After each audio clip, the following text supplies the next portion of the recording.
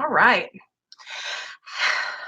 Hey everybody, what's up? It's Nicole. Welcome back to my channel, Real Talk Recovery, where we talk about recovery from addiction and I share my life with you. So, I am going to kind of just chill out here for a second with you guys and get everything situated. But tonight we're going to be having a special guest on my channel. We're going to be having Nick from Hopeless to Hopeful, and he has been my friend on YouTube ever since I started YouTube. So I think he was probably one of the first YouTube channels I ever found that was a recovery channel. So I'm super excited, you guys, to have him on to share his story. So what I'm going to do is I'm going to go grab the link to his channel so that way we'll have it in the comments.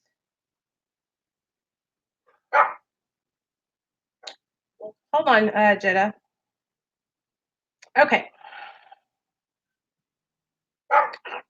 There's Nick's channel link, so you guys can go sub him up and show him some love. I'm coming. Good girl. So how does the can you guys hear me good? How does this camera angle, does this look okay for you guys? Because I'm trying to make it to where there's enough light and you guys can see me a little bit better and hear me. And so I just want to make sure that everything is on the up and up with the laptop while we're waiting for Nick to get here. I'm going to text him and let him know, hey, I'm online.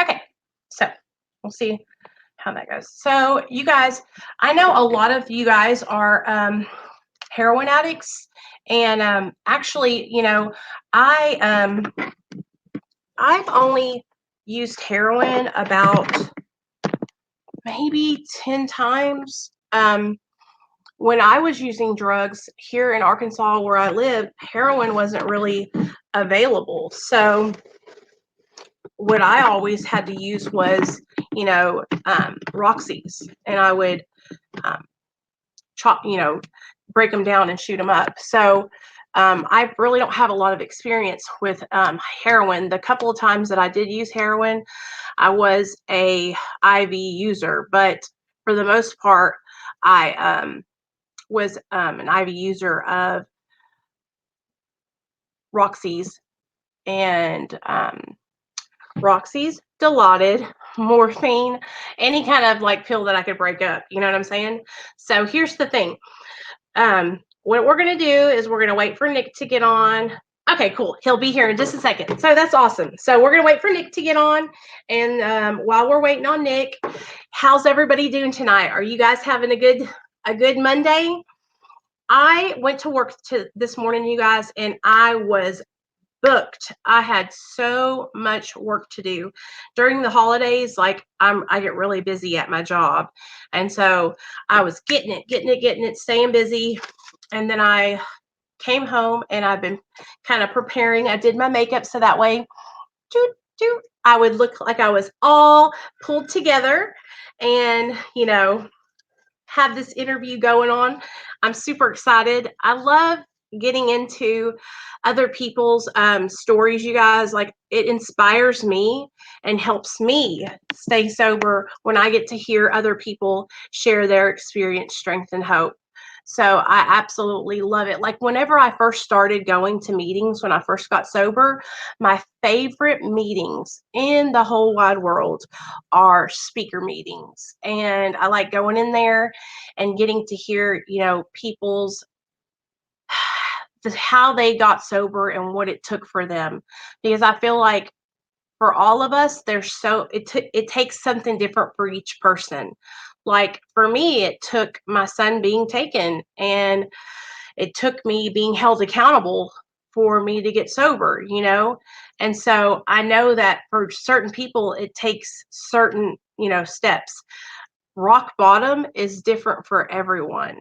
You know, where my rock bottom was losing my son, someone else's rock bottom could be going to jail, you know, where my, and so on and so forth. It's just so different, what we all go through when we are in our addiction.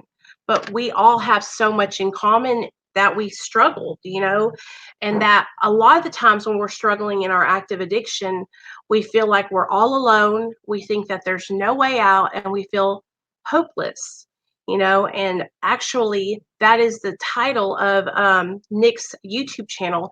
His channel is called Hopeless to Hopeful. And I linked his YouTube channel. If you'll go up to the top of the comments, you will see his channel link, and you can click on that and go subscribe to Nick's channel, because he is a he's got strong recovery, you guys. He's super positive. He never gets into any like YouTube drama or anything like that. He just stays on the right track. And so I look up to him a lot. Hey, Positive Sands. Me too. I love the speaker meetings. Me too, girl. And I'll tell you this, the first meeting I ever went to was or heard was a speaker meeting that one of she actually ended up being my sponsor. I was in treatment. Missa will remember because she was in treatment with me. And I was in treatment. The treatment center was called Quapaw House. And the girl that came and spoke, her name was Candace. And I remember hearing her story, and it just inspired me so much that I ended up asking her to be my sponsor. Then also a story that I heard once by this lady named Edith. She was actually our counselor at the treatment center. Her story was her first story I ever heard about a lady that was, you know, on the streets prostituting. And I had never heard that before because I was really young when I went to treatment for the first time. I was like in my 20s, you know? So I was like super, um, I was green. Like I didn't know any of those things really happened when you were using drugs. I hadn't experienced that hardship yet. And I always remember thinking like, I'll never go through that, right? I won't have that hard of a time in my addiction. I'll never, you know, sell myself, or I'll never steal from my family, or I'll never, you know, shoot up. And then everything that I ever said that I wouldn't do, I ended up doing. And, you know, that's how addiction gets a hold of you. It it has you so tight in its grip that your decision making, your choices, you don't know how to, you can't make choices anymore. You lose that power to make good decisions and good choices because alcohol and drugs, they cloud your judgment and they take over. And once that happens, then all bets are off, you know. Things go downhill real quick. Hey, Chrissy. Thanks, girl. I did my makeup after we got off the earlier. I did a live stream with you guys earlier, and I went ahead and finished up my eye makeup. And what I did was I got that P. Louise concealer, and I tapped it out right here, and then I went ahead and you like it? Thanks, you guys. Thanks, you guys. Hey, Jeff. How is everybody doing tonight? You guys tell me. You guys chime in. How's everyone doing? What's up with everybody's recovery? Let me know how y'all are doing. Do we have anybody that's hitting any milestones? I know Kim just hit her 60 days today, so shout out to Kim. You like my makeup look, Cindy? Thanks, girl. Love you. I need to do your makeup. That would be cool, huh?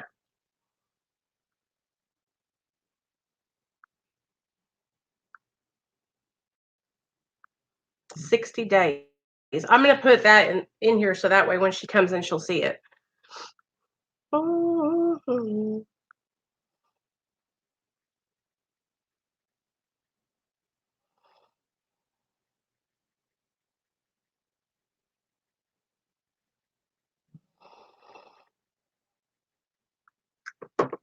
I know, right? I'm super happy for her too. So let me talk to you guys. Kim. Ooh, looky there. Let me get you up here with us. Hold on. Hold on, Nick. What is this? Stop. I'm going to get you up here with me. Bada bing.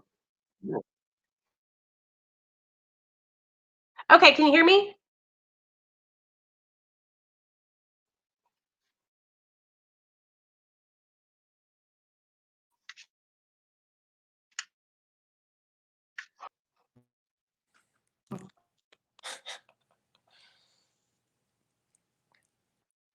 Come on, computer.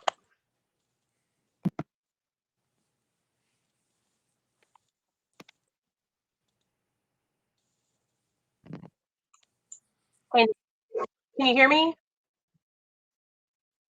Hold on. It's not, it's like,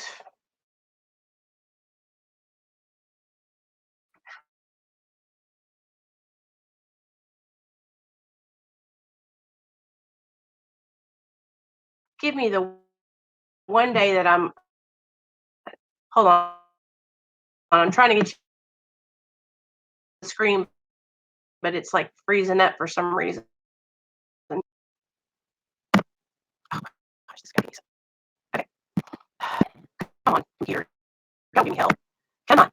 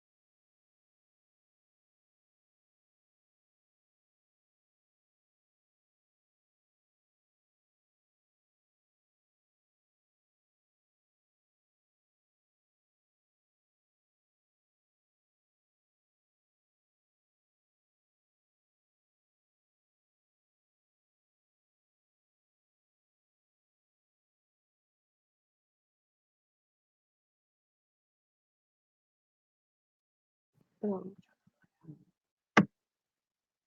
Your browser has lost connection to your mic. Make sure you have the right mic selected. Okay. Hey, can you hear me, bud?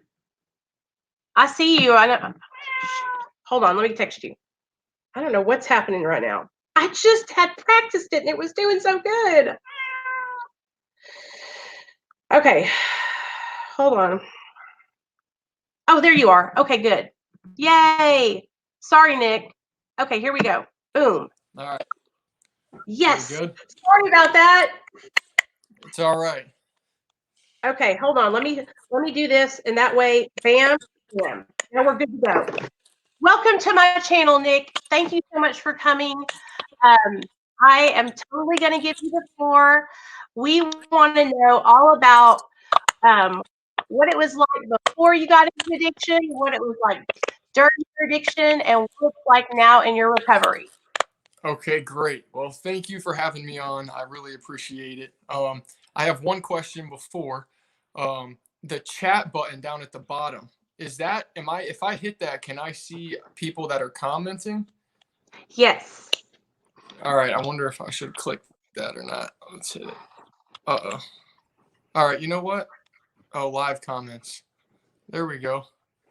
Okay. We'll just go back to it. All right. So thanks for having me on. I kind of feel like I'm on a celebrity TV show, this is pretty cool right here. So my name's Nick. I am a recovering heroin addict and opiate addict. I do have 2 years and about 7 months clean and sober from all drugs and alcohol. I am only saying that to let you guys know that there is hope, and I don't want to sound like I'm better than anyone or that no one else can do it my way. I don't know the right way. I'm not a doctor. I don't have the answers to everything, but I'm hoping that sharing my story and with my YouTube channel, I can give people hope and they can take something out of it. So with that being said, we'll get started. I'm Okay. 26 years old. I was born in Southwest Florida, Naples, Everglades City. My parents split when I was like 5 or 6. I went between two homes. Okay, so my dad was a cop, right? And my mom, when she got a divorce, remarried to a a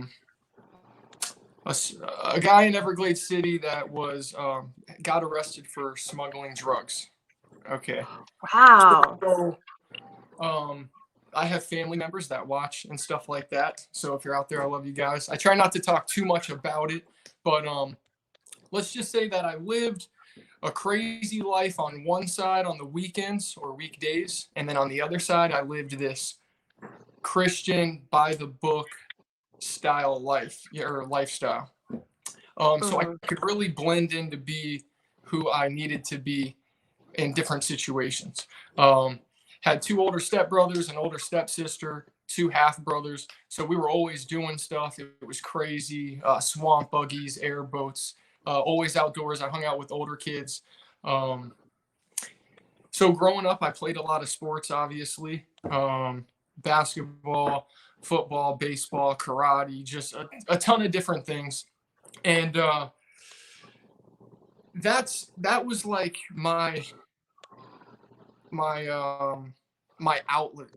Okay, so that was like So you were like a my joy. chameleon. Like you could, because you had your family that was like, that you were going to church, and then on the other side. So like I was the same way when I was younger. Like I could go, switch. Like I call it being a chameleon. Like wherever you Right. put me, I would be that color. Exactly. You can blend in really well, and you feel comfortable in situations because you've been exposed to a lot. Yeah. That's kind of all right. So where was I at? I'm talking about, okay, so I grew up playing sports. That was kind of my outlet growing up, what I looked forward to. I was one of those kids in school that would get like, I would always get in trouble for talking. Always get in trouble for talking. They'd have to move me because I wanted to talk to everyone.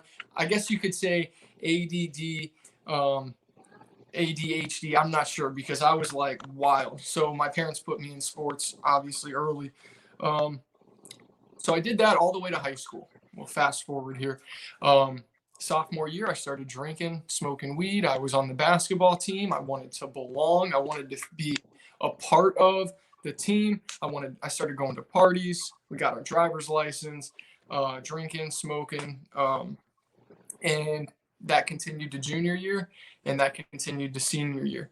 Senior year, me and my good friend, I'm not going to say his name, but we'll say his letter is B, and we were on the basketball team together, and we started experimenting with just everything. I mean, acid, 2CI, blah blah blah, every drug we could get our hands on.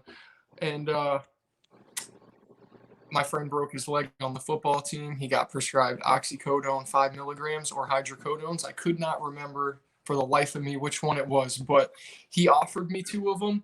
And second, it was going from first period to second period. He offered me two. I remember it like I'll never forget.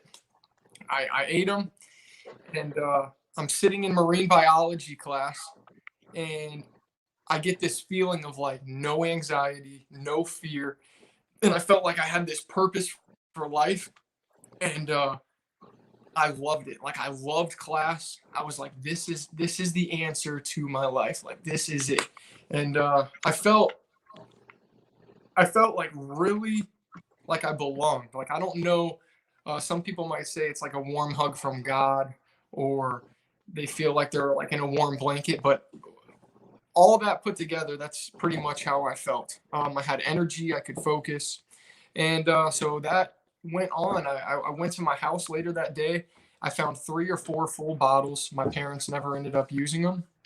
Um, they must have I known can that they. relate so much to like feeling that was just like this is it. I have arrived, you know? Yeah, yeah, Totally. exactly.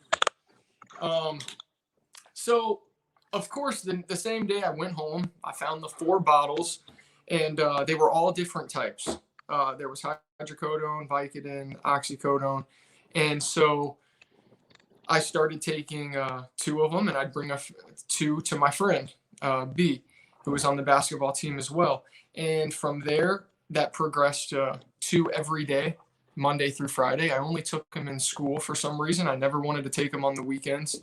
And then that Mhm. progressed to 3 a day, 4 a day, 5 a day, 6 a day, and it got all the way to where we were taking 10 of them a day.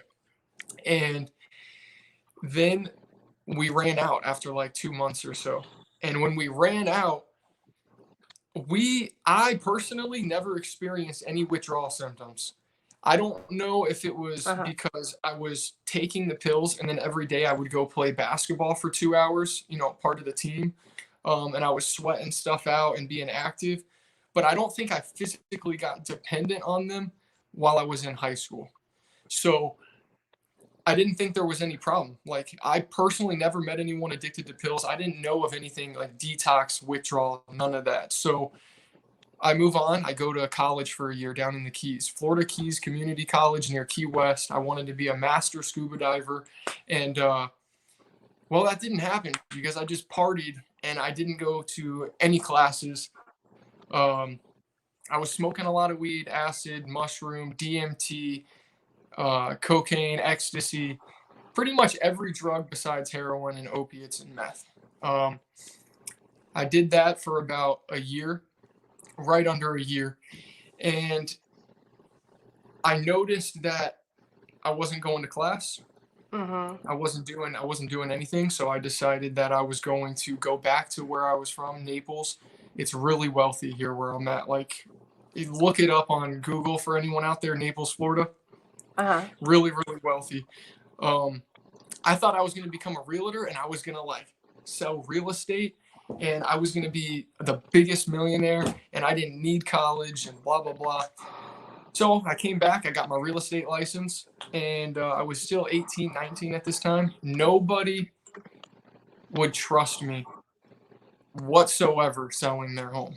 And I realized I needed to have a job because how am I going to pay my bills if I don't sell any houses?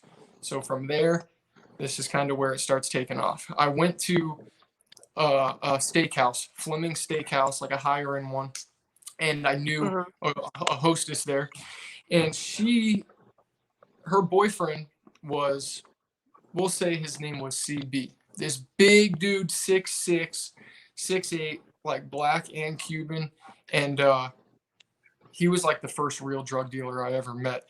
And he would get Roxy's from Tampa. The pill mills were still kind of going at this time, and I started realizing that working in the restaurant business, that if I would take these little half of Roxy's and I Oh, would snort them, this is it. Goodness. the I would feel the same feeling I felt in high school with the painkillers. So I started doing that, a half a pill every day, every other day. Then I'd do a full pill, and then I would do a full pill every day. And I just started working in the nightlife, and I stopped, working out. I stopped doing anything. I would just work Monday through Sunday, and I started snorting the Roxys all the time.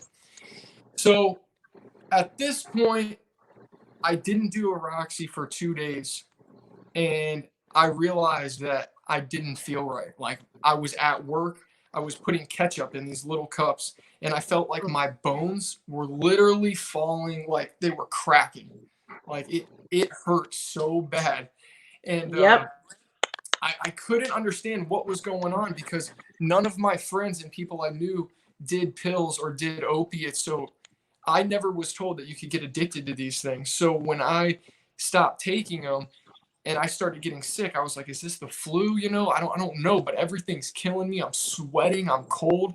And I called my friend B at the time, and he told me, hey, you're detoxing. That's withdrawal. So at that point, I started doing them every day. I didn't stop. I knew that I needed them, because I would be sick without them, physically, mentally, emotionally. I couldn't function without these pills in my life. So from Mhm. there, I decided that I had a problem. Okay. I talked to my parents. I sat them down at Applebee's and I said, I think I have an issue and I don't know what to do. They said, well, um, let's try to get you out of Naples. I didn't think I needed rehab because I thought I was better than everyone at this time. I thought I'm a realtor. I went to school. I don't need rehab. I'm not like those other guys shooting crack and shooting coke and shooting heroin. I can do it by myself. I can do all this by myself. So I went to my uncle's house up in northern Florida, and when I was up there, I sat in this garage room that had no AC, and I smoked weed for 7 days, and I drank freaking ZZ Quill, and I started tripping out, hallucinating, thinking like, I don't know. It was just a bad experience because I couldn't sleep, but I was drinking the ZZ Quill and smoking weed anyway. Um, 7 days go by, I gained some weight, I'm feeling better, and me and my cousin decide that because I'm clean now, I'm gonna take a break and go down to the Keys and hang out with my grandparents. As soon as I leave there, I go straight to the dope man's house. I buy Roxy's, I get Mm. high, and I'm back at it. At this point, my friend B started IVing drugs, Dilaudids and Roxy's. He switched from snorting them to IVing them. He said, Nick, this is way better. You're gonna save a ton of money. You're gonna feel way better. You don't have to use as much.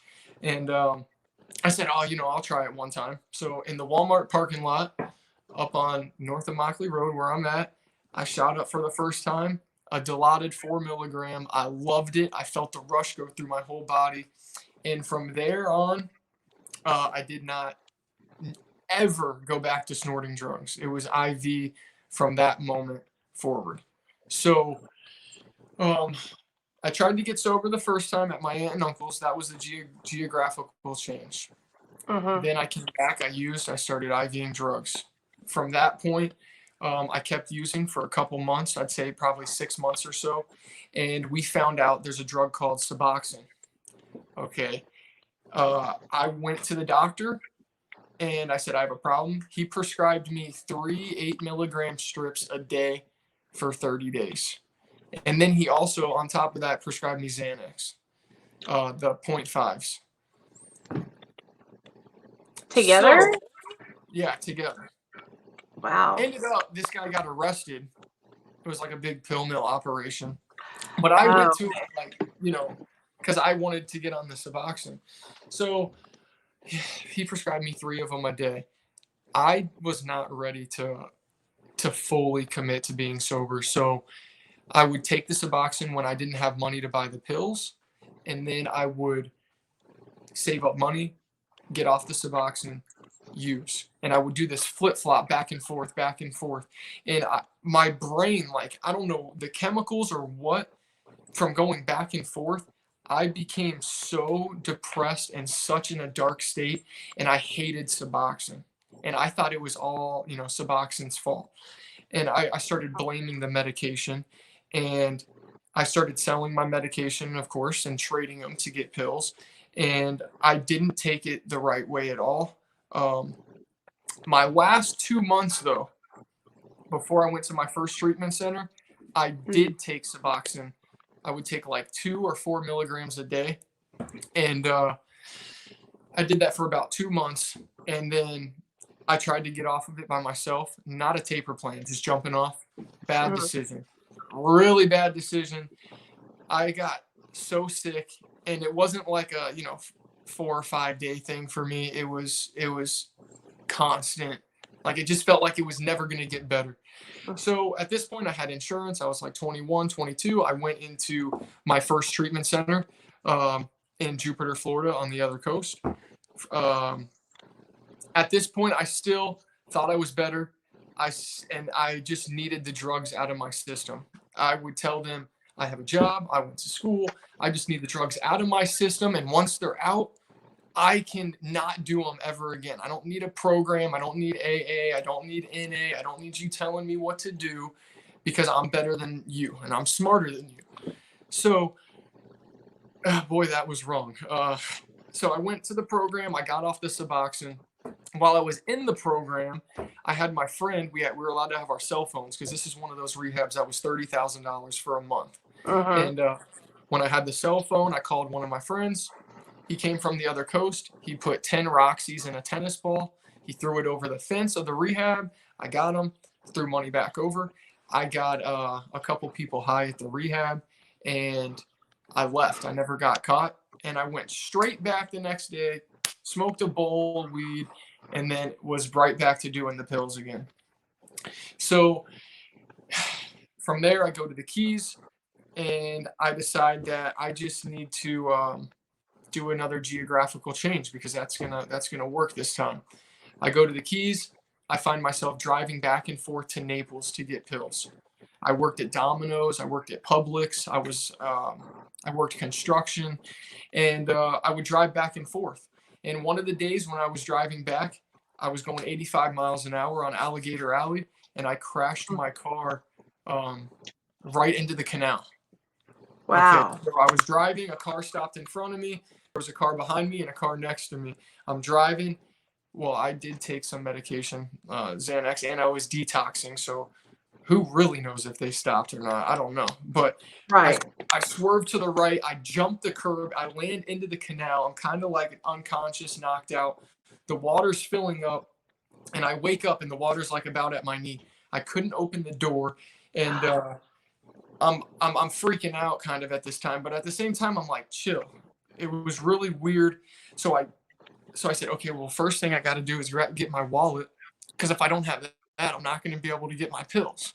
That was no lie. The first thought in my head, Yep. like, that's crazy. Um, so I'm in the canal. The water's filling up. I grab my wallet. I can't find my phone. There's syringes floating. I had 100 boxes of syringes and they were floating in the car. Um, Wow. so Dang. water is getting higher. I'm trying to break the window with this little hammer thing that I got. It's not working because I'm 6'4". My arms are so long. I'm hitting the top of this Malibu car that I have. If I swing this way, I'm hitting the steering wheel. If I try to hit the dashboard, I can't break it. So I'm like, okay, what am I going to do? I'm going to kick the window. So I turned around to like on my back to try to like donkey kick the window. And Mhm. as soon as I did that, I didn't even kick it, and the window just rolled down. Like on Wow. everything. Like I don't know. Some people don't believe in God. Some people don't want to believe in higher powers, anything like that. But I'm telling you right now, the water was up to my waist. I couldn't open the doors because of the pressure. I was getting ready to try to break the window, and the window just rolled down, and I was able to climb out and get on shore.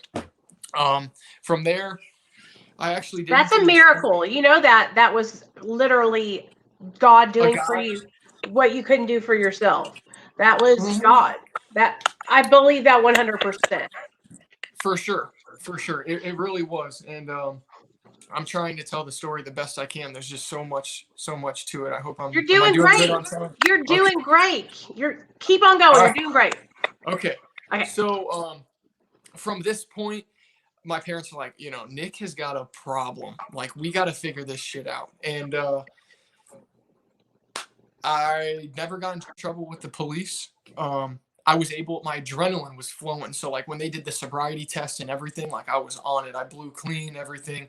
Um, so I get out of there and I go back to my dad's, and all I'm thinking about on the car ride home, soaking wet, is how am I going to get pills? How am I going to get right tonight? I didn't care that my neck was jacked up. I almost just died from doing drugs. It was how am I going to get right tonight? Um, and I did get right. I had the guy come drop it off. But my friend B, in the beginning of the story, Mhm. he got sober at this time and was up in Louisiana. Now, he was up at this place called Narconon New Life Retreat. I'm not going to talk bad about it, but it was Scientology based. They put you in a sauna for like 30 days, 5 hours a day. They give you salt, they give you potassium, they bring you in water and fluids. You have to eat a certain like amount of vegetables. You take breaks every 15 minutes or so. But Anyway, it was a crazy place. I went up there. I went into detox, drug-free withdrawal.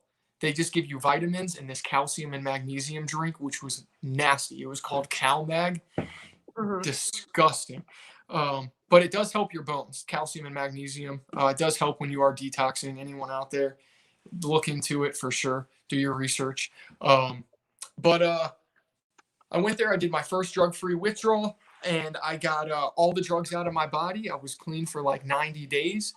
And they said, "Do you want to stay and work here and be an intern and stuff?" And I was like, "No, I'm going back. I might be going to school. I got the drugs completely out of my system now.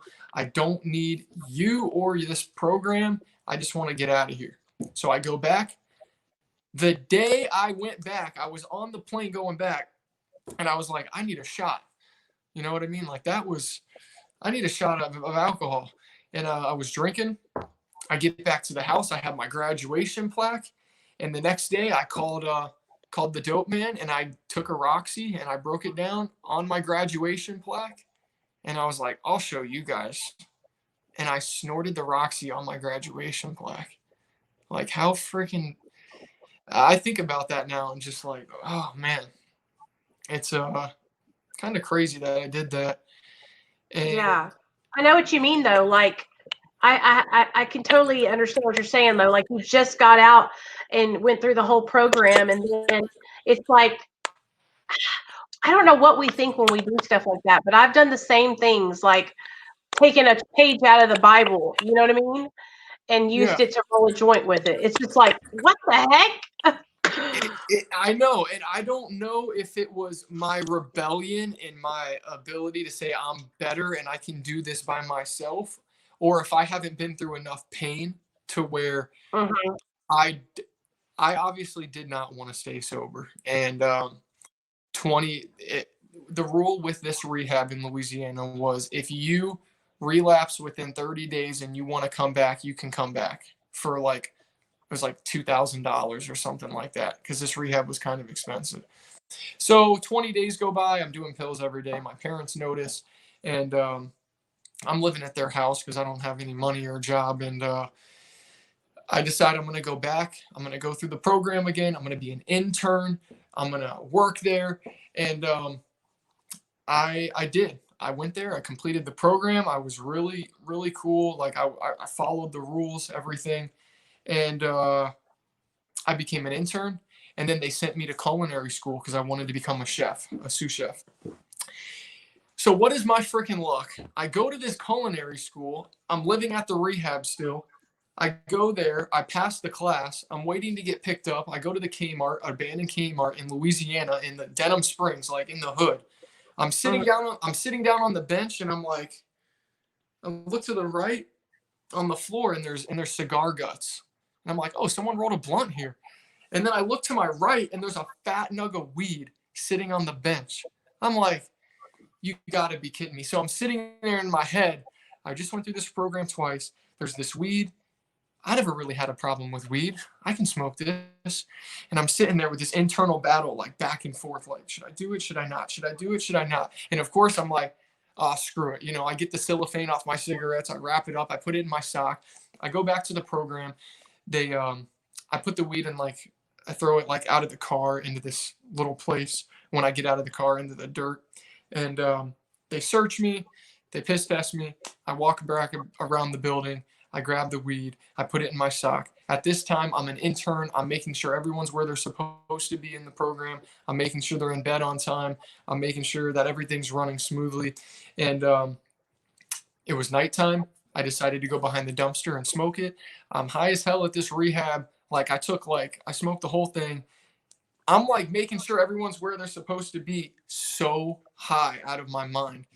Worst experience by far. I got all these sober people. I'm out of rehab and I'm high and I'm supposed to be in charge. And they're like, this one kid with a mullet comes out of his bedroom, and he was like a really trippy kid. I don't really know where he was from, but he had this mullet and all these tattoos. And he comes out of the room, and I'm like, "You're supposed to be in bed. What are you doing?" And he's like, "Everyone knows, man. Everyone knows."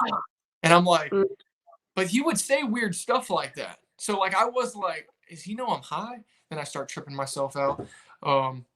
So anyway, I never got caught for that. I drank like a gallon of water every day. And they said, we want to send you to Clearwater to open up a new rehab, a new Narconon, a Scientology one in Clearwater.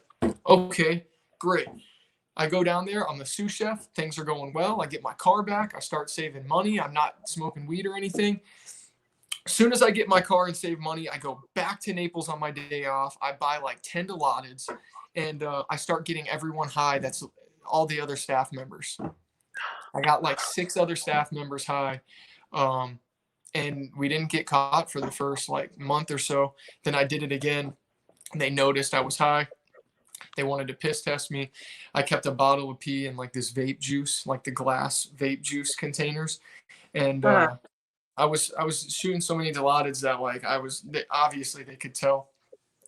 And when I went to pour it in the cup, my hand was shaking so bad because I was nervous of getting caught that they caught me. Everyone got drug tested. Everyone told the truth but me, and I lied. And I said, no, like they asked what I did. I said, I just popped a Percocet. I just ate it. Oh, did you report it? Did you shoot it? No, I just ate it. Everyone else told the truth. They fired me. I got kicked out of there, which was ultimately a blessing in disguise. Okay. From this point, I decide, okay, I'm going back to the Keys. I keep going to these different locations, Naples, the Keys, thinking it's going to solve everything. I live with my grandparents.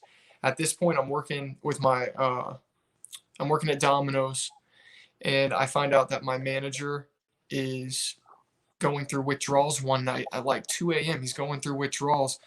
And I don't know how I noticed it. I guess it's something that addicts can do. You know what I mean? Oh, for sure. Yeah. Like we can tell. I'm like, why is the AC off? Why does his skin look like spiders are crawling on it? And I talked to him. He knew my story, and he pulls out heroin on aluminum foil in the back and starts smoking it. And I'm like, man, I've never tried heroin before. Like, I want to do it. You know what I mean? I can do this. So we become really good friends, and we start driving to Miami every night or every other night buying heroin, and it was super cheap, and it was just straight raw like rocks. And I started smoking it, and then after time, a couple months, I started shooting it. From that point, I decided that I needed to get clean, and I went to this 7-day detox. It was at a loony bin, like a mental health facility. One of the worst experiences of my life. I had people walking around talking to themselves. They wouldn't let me outside. I couldn't leave like a certain hallway. Everyone was like looking at me, but like talking to themselves. And I'm like tripping, you know what I mean? I'm like 160 pounds. Like I was a little like nervous. Like these people are crazy. Like they actually have some serious issues. And they want me to do the program, a 30-day program after. I'm like, no, I got this. I worked at a rehab. I don't need your program because I'm better. And once again, that better thing, it just kept biting me in the ass. So I leave there. I do good for about 2 or 3 months. And I go back to the Keys from Naples. And I start doing heroin again. And then from that point, I decided the Keys is bad for me. I need to go back to Naples. So I go back to Naples. I keep doing heroin. I keep doing dope. And I found a new connect, driving the drug dealers to Miami to go pick up a ton. And this whole time, I'm slowly losing everything. I'm losing my car. I'm losing my family, my friends, the trust over, the years. Just all I was doing was getting high to make it to the next day, to get high, to make it to the next day, to feel better, to make it to the next day, just trying to outrun the sickness over and over and over and over again. And I couldn't see because I was so cloudy that life literally takes you nowhere. You don't get anything done. You don't accomplish anything. You can't set goals. You keep running this vicious cycle. So I'm back in Naples, and I keep using dope. I am dope sick one day. I take some Xanax, and I'm dope sick for like 2 days. I take Xanax to help me sleep. I can't sleep. The next morning, I find money. I hit up the dope man, and I go to his house. All my veins are shot. I'm dehydrated. His girlfriend or whoever She shoots me up. I end up overdosing. Oh, wow. Um, I overdosed at the dope man's house. He threw me up against the wall. He was slapping me. I don't remember any of this. He threw me in a cold shower, called 911. I remember kind of like feeling cold, but I don't remember anything, and maybe getting slapped a little bit. So he throws me in the cold shower, um, and the ambulance comes and picks me up. I don't remember anything really besides waking up in the hospital and, the tubes and everything, or the blood things all connected to my arms or whatever. And right at that moment, I was like, okay, this is it. Like this is I had that like I could have just lost everything. I could have My mom wouldn't have her son, my dad wouldn't have his son, my brother wouldn't have their brother anymore. And like that was it. That was the final straw. Like that was that moment of clarity that I was trying that not that I was trying to get, but that was just a moment of clarity that finally happened. And I realized I can't control this. I'm not more powerful than this drug. I can't do anything by myself. So at that point, I found out about this year-long program called St. Matthew's House, Mhm. in Justin's place. And it's a homeless shelter. They have 5 homeless shelters. They have a year-long program for the women, a year-long program for the guys, and they have like 5 thrift stores. It's like a whole organization. Something kept telling me to go to St. Matthew's House, and I knew it was the homeless shelter, and but something was pulling me there. Like once again, like that higher power or whatever looking out for me, pulling me that direction. And I used one more time after that because I was sick. I used a 30 bag in the Wendy's or the Wendy's parking lot. I used a 30 bag to get right, and I went into the program a day later. Now, when I went into this program, they don't have a detox. You're already supposed to detox. It's guys Mhm. coming in straight off the street, homeless. Like this isn't one of those nice rehabs where it's $30,000 for 30 days. Like this is one of those like Salvation Army. It's like free. You know what I mean? But you gotta want it.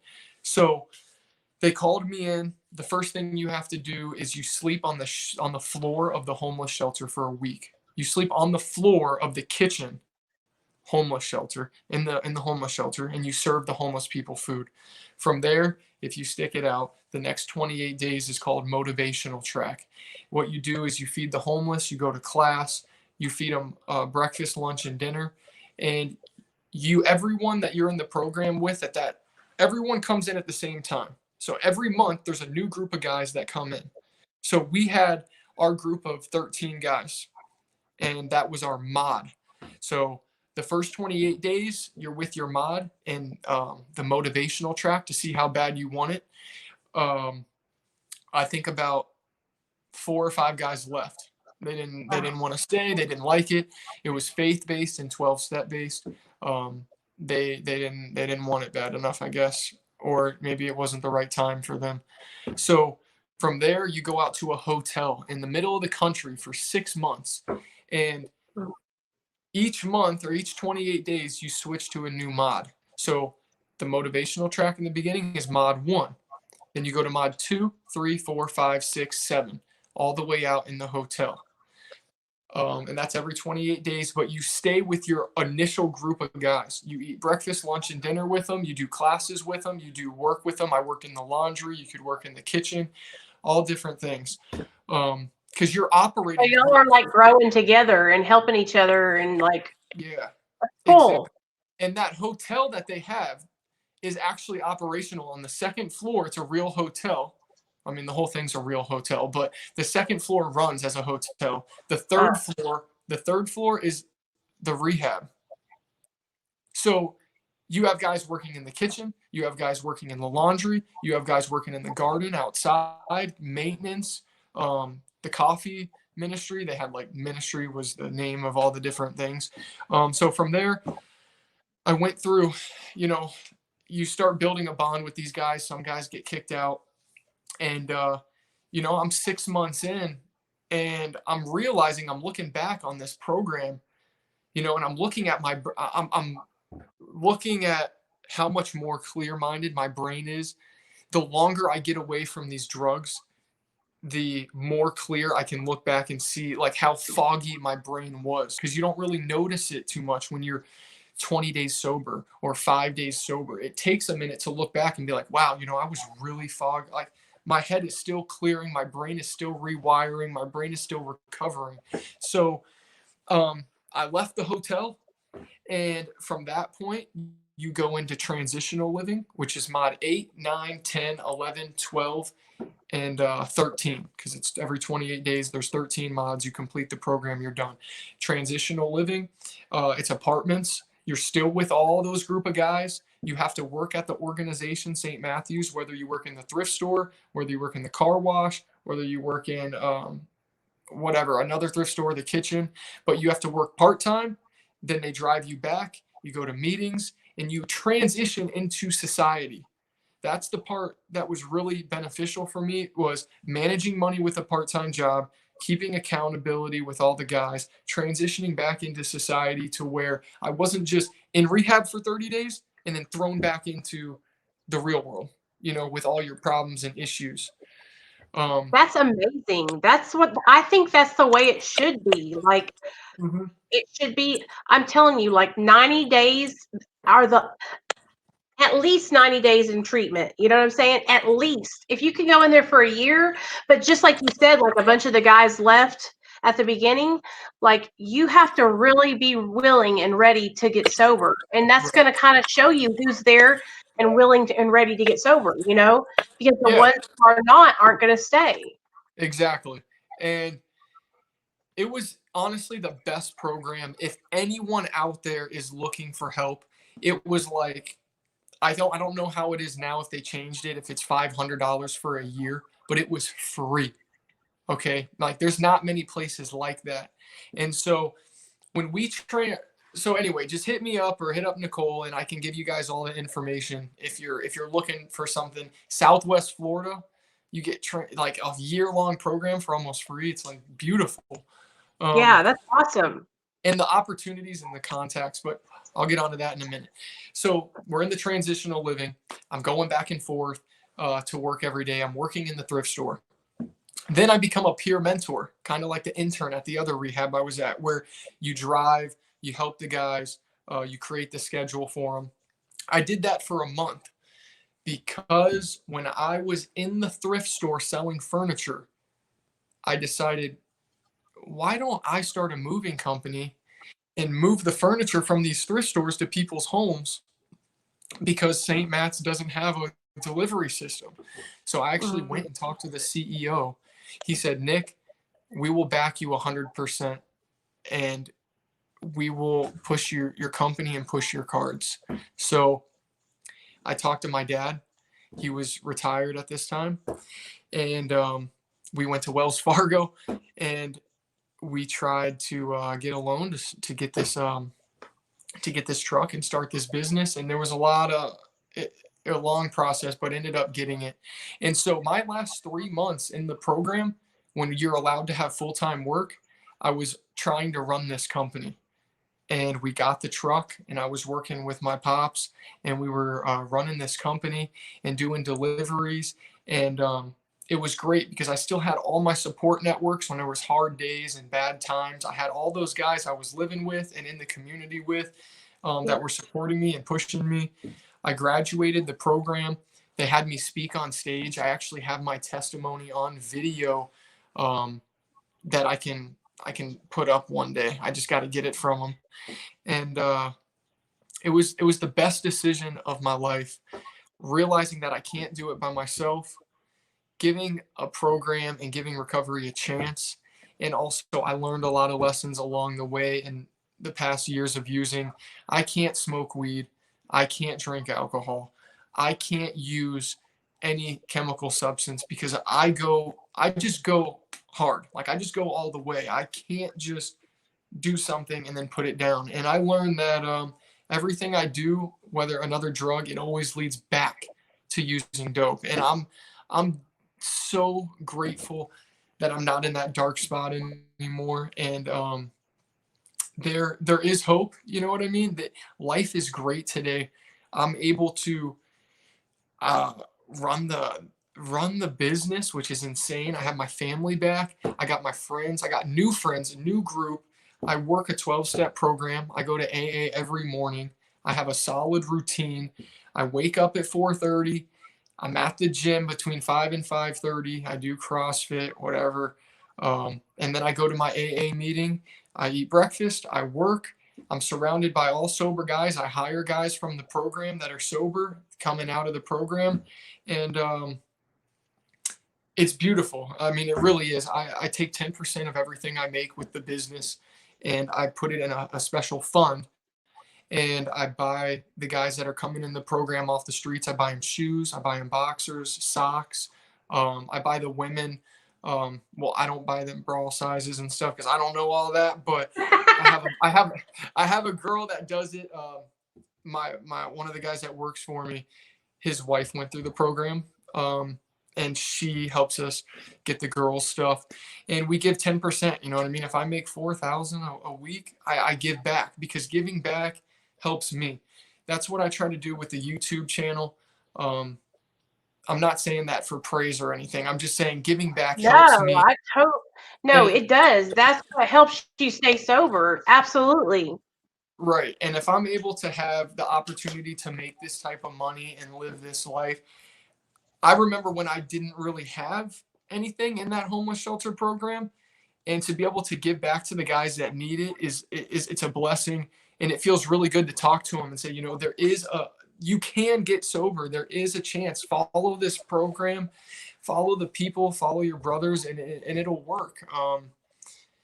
And it's great. Like honestly, I can't complain about anything in my life. I try to say things I'm grateful for in my videos. I keep them short, um, just so that like I can stay humble because I know in my past I've gotten things back and I've gotten it all back really quick and I thought I'm better than everyone again and I thought I can do it on my own and I don't want to forget where I was at.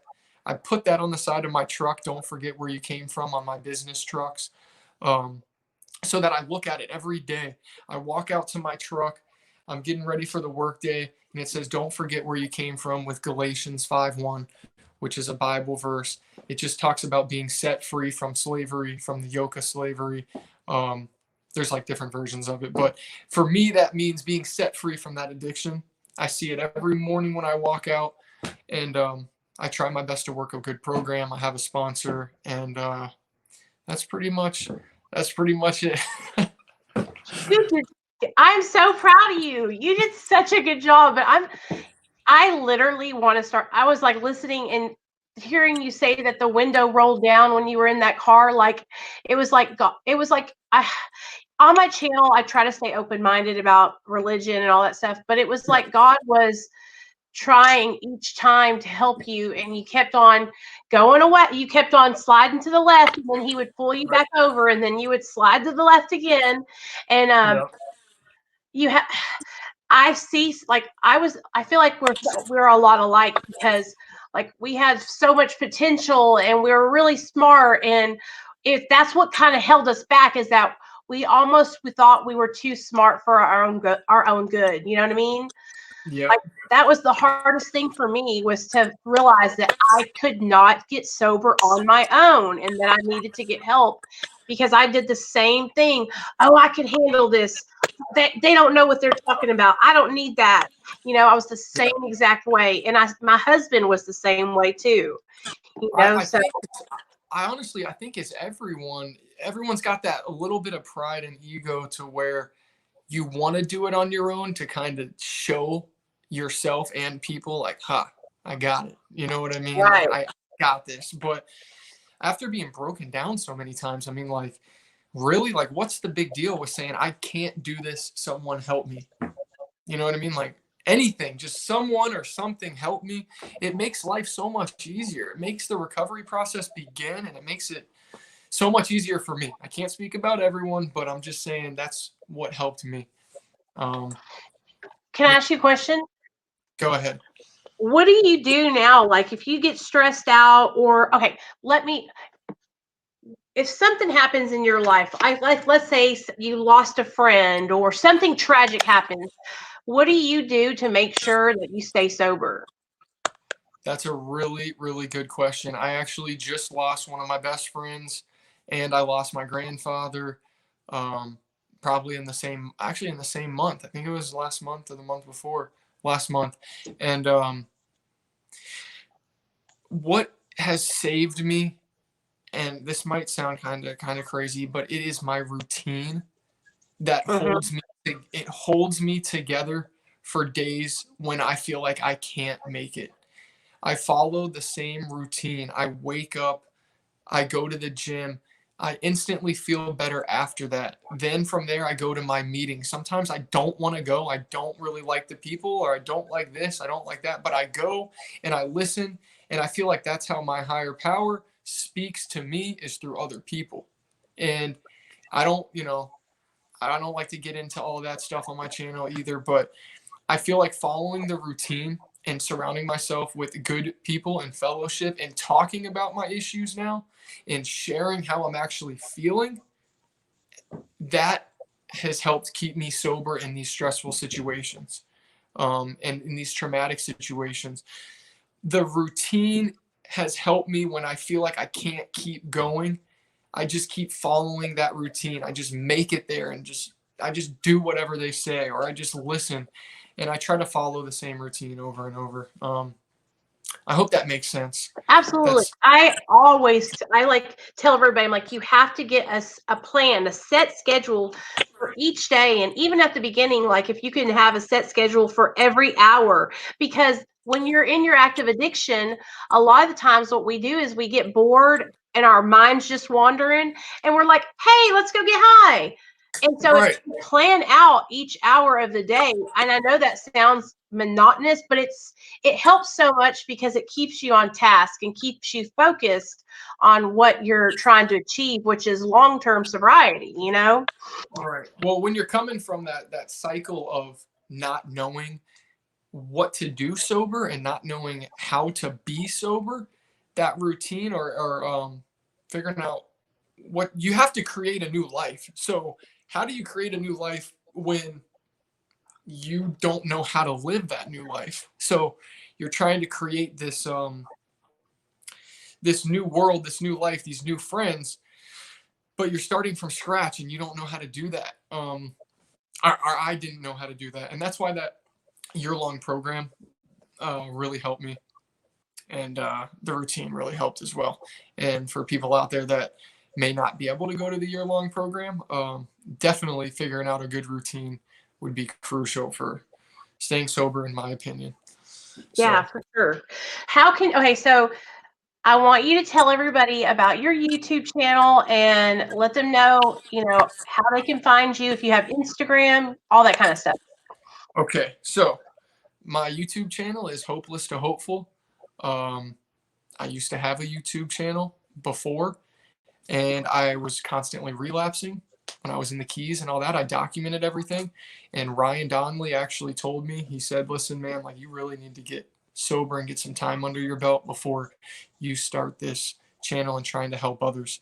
And rest in peace, a great guy. And Yeah. so I have Hopeless to Hopeful as my YouTube channel. I try to make short little videos um, every morning, and I don't have an Instagram. I probably should get one. I'm not super like involved in YouTube or technology or anything. Um, just trying to like run the business and doing stuff with real estate now. It's been kind of difficult to even reply to some comments that I have, and I don't have too many subscribers yet or anything. But yes, Hopeless to Hopeful is a YouTube channel. People, come on over. I love Come you guys. subscribe. You're doing really good, Nick. And you know what? Like Ryan telling you to like take time and get sober. It's the honestly, like that's what I would tell anybody. If you're struggling and because what happens is when we're relapsing and we're going back and forth and we're coming on YouTube and making videos about it, what it's doing is it's stunting us from growing and getting sober and getting past that. I almost feel like a lot of times with YouTube, and I know because I have problems with ego all the time, this feeds that ego and it feeds that validation. And so Yeah, it when does. we're on YouTube and I'm relapsing back and forth, like I can't heal and get healthy because I'm being validated for that behavior through a channel. Right. You know, so if you could unplug, get away and go get into it, go to a treatment, go get into AA or NA or Celebrate Recovery, whatever program you can get into, and get in between everybody that's in there, that and have them rally up around you, because social media, your friends out there, they're going to be there when you come back and you're sober.